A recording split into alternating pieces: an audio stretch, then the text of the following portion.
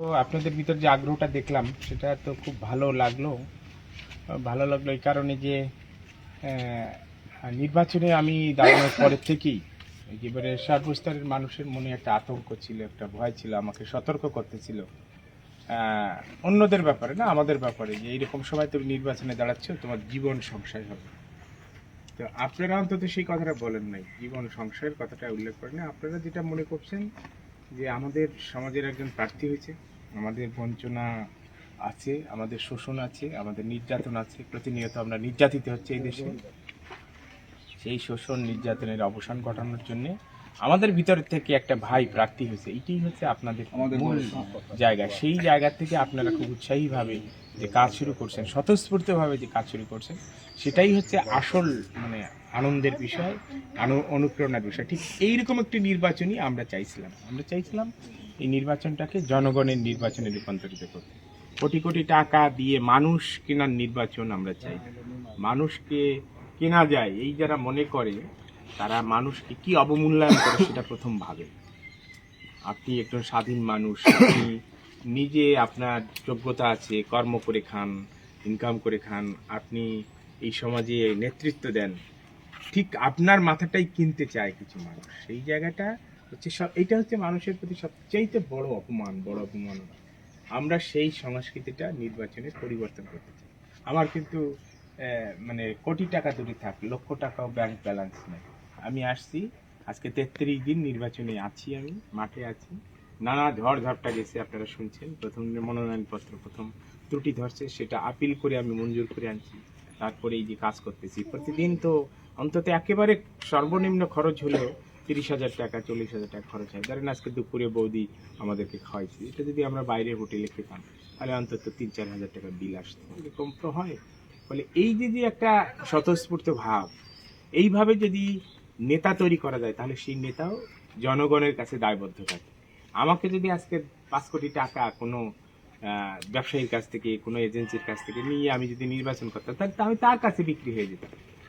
একটু কথার মধ্যে এরকম করেন না প্লিজ, কথাগুলোর একটা সিকোয়েন্স আছে, ঠিক আছে? আপনার আবেগ আছে, আমি বুঝতে পারছি। আমি কিছু কথা বুঝিয়ে যেতে চাই। আমি তাহলে কি হতাম, আমি তার কাছে বিক্রি হয়ে যেতাম। কিন্তু আমি বিক্রি হচ্ছি কাদের কাছে? আমি বিক্রি হচ্ছি জনগণের কাছে। আমি সেই লোকগুলোর কাছে বিক্রি না হয়ে জনগণের কাছে বিক্রি হচ্ছে। এর একটা ভালো উদাহরণ হচ্ছে সাতপাড় কলেজ। সাতপাড় কলেজটা যখন হয়, তখন ওই সময় মন্ত্রী ছিল একজন, পাকিস্তানের কেন্দ্রীয় মন্ত্রী, এবং তিনি পাকিস্তানের 22টি ধনাঢ্য পরিবারের একটি ধনাঢ্য পরিবার ছিল। তিনি বলেছেন কলেজ করতে যত টাকা লাগবে সে দেবে, কিন্তু কলেজটা তার টাকায় না করে কলেজটা করা হলো কাদের টাকায়? কলেজটা করা হলো সর্বসাধারণের টাকায়। বলা হলো না, লক্ষ টাকার কলেজ করবো না, তখন তো লক্ষ টাকা, এখন হলো কোটি টাকা সমান। লক্ষ টাকার কলেজ করবো না, কলেজ করবো 5 টাকার কলেজ করবো, ধান সংগ্রহ করে কলেজ করবো। এই কলেজটা হবে এই অঞ্চলের কৃষকের গৌরব। কৃষক গর্ব করতে পারবে যে এই অঞ্চলে এই কলেজ করার জন্য আমার ঘরের থেকে 1 মণ ধান দিয়েছিলাম, 2 দিন মাটি কাটছিলাম, এই গর্ব করার জন্য। তাহলে এই নির্বাচনে যদি আমরা এই নির্বাচনটা আমাদের উদ্যোগে আমরা করতে পারি, তাহলে কি হবে? তাহলে হবে আপনি গর্ব করতে পারবেন যে 2026 সালের 12ই ফেব্রুয়ারি একটা নির্বাচন হয়েছিল, সেখানে আমাদের একজন ভাই প্রার্থী ছিল। সেই নির্বাচনে আমরা আমাদের উদ্যোগে সেই নির্বাচনের কাজ করছি। আমরা কারুর টাকায় বিড়ি খাই নেই, কারুর কাছে বিক্রি হয়ে নেই। এরকম রেকারিং কস্ট একটা আছে, সেটা আমরা সবাই মিলে করবো, কিন্তু এই গর্বটা আপনাদের হবে। আর একটা জিনিস আপনারা মনে রাখেন, যে এই নির্বাচনটা কেন আমি আসলাম। আমি তো কোনো রাজনীতি করি না, রাজনীতি করলে তো এখন আমি ঘরে থাকতে পারতাম না, এটা তো আপনারা বুঝেন। কিন্তু আমি কোনো রাজনৈতিক দলের নাম লেখাই না, ভবিষ্যতে লেখাবো না আমি মনে করি।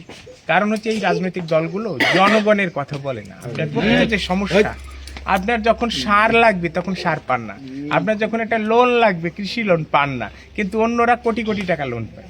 আপনার যখন ধানটা উৎপাদন, ফসলটা উৎপন্ন করেন, তার মূল্যটা পান না আপনি।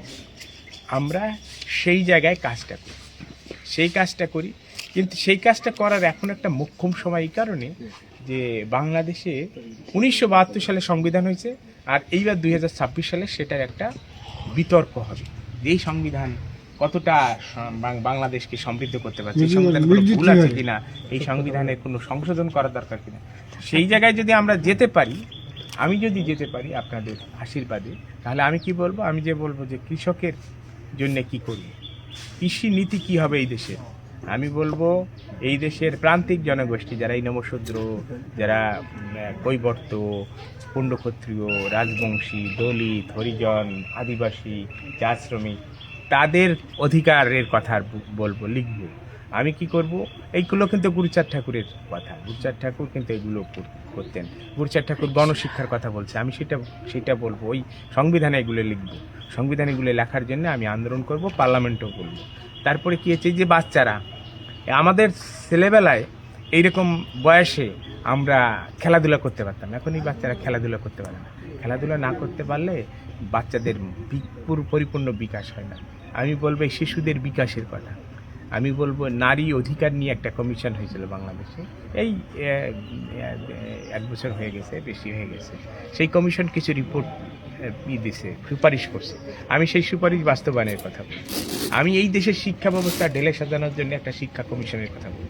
ফলে আমি যে কথাগুলো বলবো, এই দেশটাকে এই যে মানে আমাদের যে মাইনরিটি সংখ্যালঘু কমিশনের কথা বলবো। সংখ্যালঘুদের উপর নির্যাতন হচ্ছে, সেই নির্যাতন বন্ধ করার জন্য সংখ্যালঘু কমিশন লাগবে, সেইটা বলবো। ফলে এই নির্বাচনটা এই জন্য গুরুত্বপূর্ণ যে আগের 12টা পার্লামেন্টে কিন্তু এগুলো নিয়ে কথা এরকমভাবে হয় নাই। রাষ্ট্রের মূলনীতি ঠিক হয় নাই, মানুষের মৌলিক অধিকার ঠিক হয় নাই। এবার কিন্তু সেটা ঠিক হবে। ফলে এই নির্বাচন এই জন্যে খুব গুরুত্বপূর্ণ। এবং এই জন্য আমি একজন মানবাধিকার কর্মী হওয়া সত্ত্বেও, আমি আইনজীবী হওয়া সত্ত্বেও, সুপ্রিম কোর্টের আইনজীবী হওয়া সত্ত্বেও আমি মনে করছি এই সময় যদি আমি আমার সমাজের পাশে গিয়ে দাঁড়াতে পারি, তাদের সমর্থন নিয়ে যদি পার্লামেন্টে যেতে পারি, তাহলে এই কথাগুলো লিখতে পারলে এই সমাজের কিছু উপকার হবে। যারা আমাদের সমাজের বেশিরভাগ লোক তো কৃষিকাজ করে, আমাদের সেই কৃষকের জন্য যদি একটা নীতি ঘোষিত হয় তাহলে কত উপকার হবে। আমরা সংখ্যালঘুদের জন্য যদি একটা কমিশন হয়, তাহলে সেই কমিশন রিপোর্ট দেবে যে এই সংখ্যালঘুদের এই অবস্থা আছে, এদের এই নির্যাতন হচ্ছে, তার প্রতিকার দরকার। ঠিক এই জায়গাটায় গুরুত্ব দেন। এই যে এখন কিন্তু প্রার্থীরা বলছে যে উৎপল বিশ্বাস গরিব মানুষ, সে এমপি হয়ে কি সে কোনো পার্টি করে না, ক্ষমতায় যাবে বিএনপি ক্ষমতায় গেলে সে কি বিএনপির কাছ থেকে গম বরাদ্দ করতে পারবে, রাস্তা করতে পারবে, প্রতিষ্ঠান করতে পারবে? এই নির্বাচনটা কিন্তু সেই নির্বাচন না। এই নির্বাচনটা কিন্তু রাষ্ট্রের একটা মানে খুব গুরুত্বপূর্ণ নির্বাচন। এই রাষ্ট্র আগামী 100 বছর কীভাবে পরিচালিত হবে সেইটা নিয়ে বিতর্ক হবে। সেই বিতর্কে আপনার সমাজের একটা লোক থাকলে আপনার সমাজের অধিকার, সংখ্যালঘুর অধিকার, নমশূদ্রদের অধিকার, সেইটা প্রতিষ্ঠা করতে পারবো, যেটা গুরুচাঁদ ঠাকুর যে কাজ করেছিলেন। আমি কথা বলাবো না, আমাদের তো যেতে হবে, অনেকগুলো প্রোগ্রাম আছে। আমিও আপনাদের প্রোগ্রামেই আমি কিন্তু 15 মিনিট লেট করে ফেলছি। ফলে সব আপনারা হয়তো আর একটু লেট করলে কষ্ট পাইতেন, বলতেন যে উনি তো এখনই কথা দিয়ে কথা রাখতে পারে না। আসলে তো ওই পথে আমরা আসতে আসতে আমাদের 2-3 জায়গায় থামতে হয়েছে, এই কারণে ওই 15 মিনিট লেট হয়েছে। নাহলে আমরা মোটামুটি ঠিক সময় আসতে পারতাম। আপনারা সবাই মাথায় রাখবেন, মাথাটা সিটটা উন্নত করেন। কারোর কাছে বিক্রি হওয়ার দরকার নেই, আমার কাছেও আপনাদের বিক্রি হওয়ার দরকার নেই। আপনি এই দেশের নাগরিক। এই দেশটা 30 লক্ষ মানুষ শহীদ হয়ে আর এই দেশটা স্বাধীন হয়েছে। 2 লক্ষ মানবনের ইজ্জত দিয়েছে, 1 কোটি মানুষ শরণার্থী হয়েছে। সেই দেশের নাগরিক আপনি মাথাটাকে উঁচু করেন, আত্মবিশ্বাসটা বাড়ান। এই যে আমি যদি আত্মবিশ্বাস নিয়ে মাঠে না নামতাম, তাহলে আমি বুঝতে পারতাম কি অবস্থা আমার এলাকার, আমি বুঝতে পারতাম কি কষ্ট, দুঃখ, যন্ত্রণা নিয়ে রাত কি মনে কষ্ট নিয়ে আছে, কতজন কানে কানে কিছু বলে। আগে আত্মবিশ্বাসটা বাড়ান। আপনি কাউকে ভয় পাবেন না, কাউকে ভয় দেখানোর দরকার নেই। আপনি স্বাধীন দেশের স্বাধীন নাগরিক, ঐক্যবদ্ধ হন। অনেকে অনেক রকম ভয় দেখাচ্ছে, কিন্তু ভয় পাবেন না। ভয়টা না পাওয়ার, ভয়কে জয় করার পথ হচ্ছে এরকমভাবে সাহসটা নিয়ে এগিয়ে যাওয়া। আজকে এই যে কত লোক এখানে জড়ো হয়েছে, আমি যদি সাহস না করতাম ঢাকা বসে, তাহলে এই লোক জড়ো হতেন না, আরও লোক জড়ো হবে। ওই যারা ভয় দেখাচ্ছে না, তারা ভয় দেখাতে পারবে না। যখন দেখবেন যে আপনার এই মিছিলটা বাড়ছে, দলে বড় বলে বড়, মিছিলটাকে লম্বা করো। এই কথাটা মনে রাখবেন, দলে বড় বলে বড়, মিছিলটাকে লম্বা করো। আপনাদের এই মিছিল যখন 1000 লোক আসে যাবে, তখন আর কেউ আপনাকে ধমকি দেবে না, হুমকি দেবে না, কেউ আপনার নামে কেস করবে না। কারণ আপনি তো কোনো অন্যায় করেন নাই, আপনি তো রাষ্ট্রের সম্পদ লুট করেন নাই, আপনি ভোটাধিকার প্রয়োগের জন্য ঐক্যবদ্ধ হচ্ছে। সারা পৃথিবী কিন্তু তাকিয়ে আছে বাংলাদেশের দিকে, যে বাংলাদেশের জনগণ সঠিকভাবে ভোট প্রয়োগ করতে পারছে কি পারছে না। এটা কিন্তু সারা পৃথিবী তাকিয়ে আছে। ফলে আর ভয় পাওয়ার কিছু নাই। আপনি যদি সঠিকভাবে ভোট প্রয়োগ করতে না পারেন, আপনি আপনার নিজের একটা ফেসবুকে একটা বিবৃতি দেবেন, এটা সারা বাংলাদেশের লোক দিতে থাকবে। তখন এই সরকারের গলা চেপে ধরবে, এবারও তুমি কেন ভোট দিতে দিলে না। বলে ভয় পাওয়ার কিছু নেই। আমরা শুধু একটাই মন্ত্র, দলে বড় বলে বড়, মিছিলটাকে লম্বা করো। আর একটু নেতৃত্বটাকে একটু কনসাইজ করবেন। আমার এক বোন খুব সুন্দর, ওনাকে একটা জায়গায় এই করবেন, উনি নারীদের নেতৃত্ব দেবে, আপনারা যারা নেতৃত্বে আছেন কয়েকজনের সাথে পরিচয় হলো, চেন অফ কমান্ড তৈরি করবেন। হ্যাঁ, তারপরে এরকম চেন অফ কমান্ড তৈরি করবেন। তারপর কী হবে, ওই চেনটা ভাঙতে পারবে না। আমাদের একটা মানে চেন অফ কমান্ড তৈরি করা দরকার। শুধু আমি নেতা হলে হবে না। আমি কিন্তু আমার সেকেন্ড গ্রেডের লিডার তৈরি করে ফেলছি।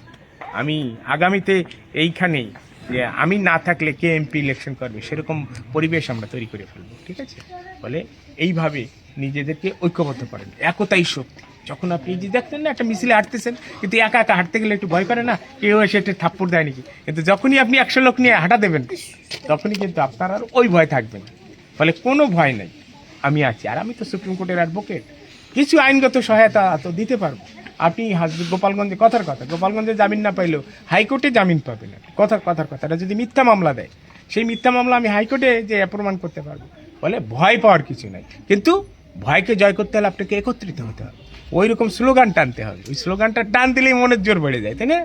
স্লোগানটা টান দিলেই মনের জোর বেড়ে যায়। সবাই একসাথে আওয়াজ তুলতে হবে, দলে বড় বলে বড়, মিছিলটাকে লম্বা করো। সবাইকে আবার সংগ্রামী শুভেচ্ছা জানাই। হ্যাঁ, আমাদের